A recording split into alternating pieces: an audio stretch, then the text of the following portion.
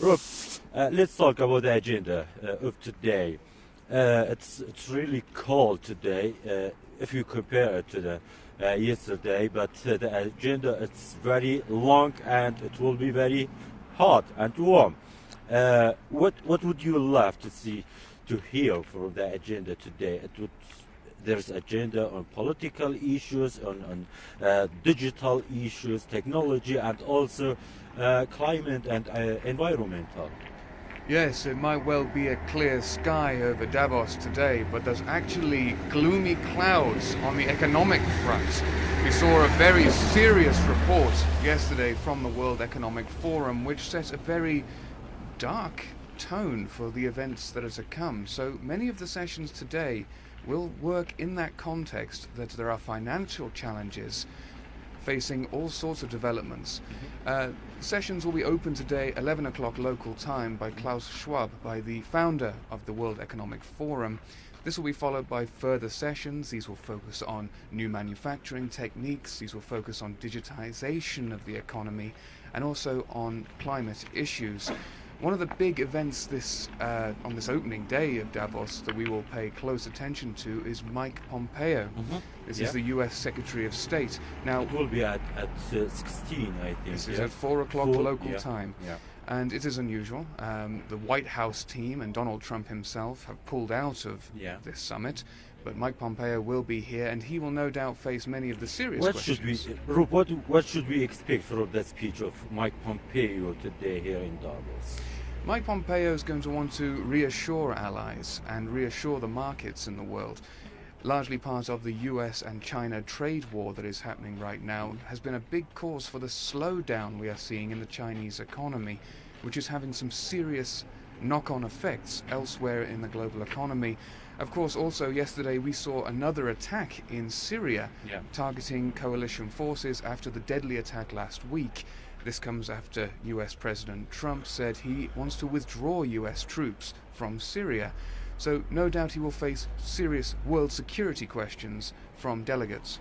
Yeah, Rube, there's another session I found it very interesting, safeguarding our planet. Al Gore will be in this session. One of the big issues here in Davos is climate change.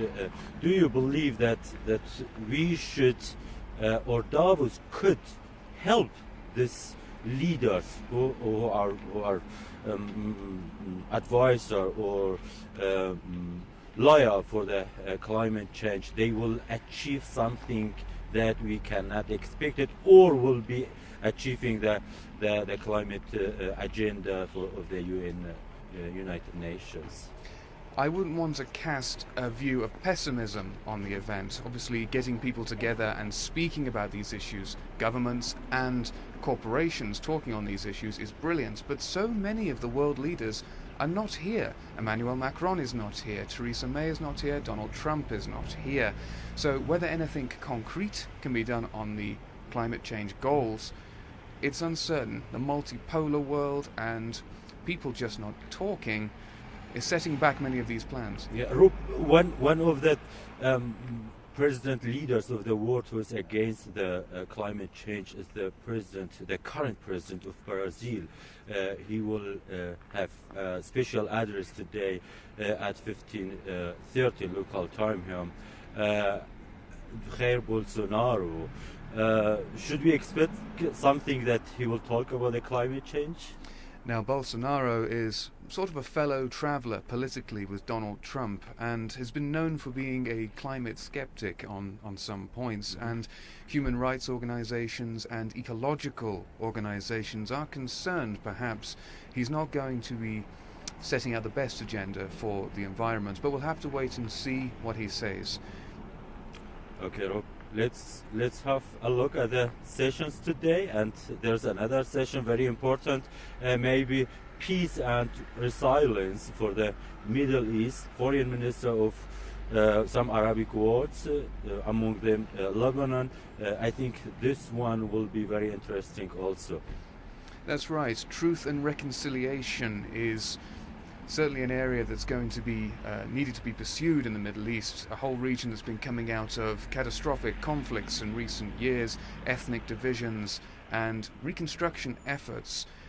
The world is going to have to pay attention to how this can be delivered in an equitable way, that everyone develops, and it's sustainable as well. So these sessions are worth paying attention to and seeing how private money as well as government money and United Nations money can support these efforts.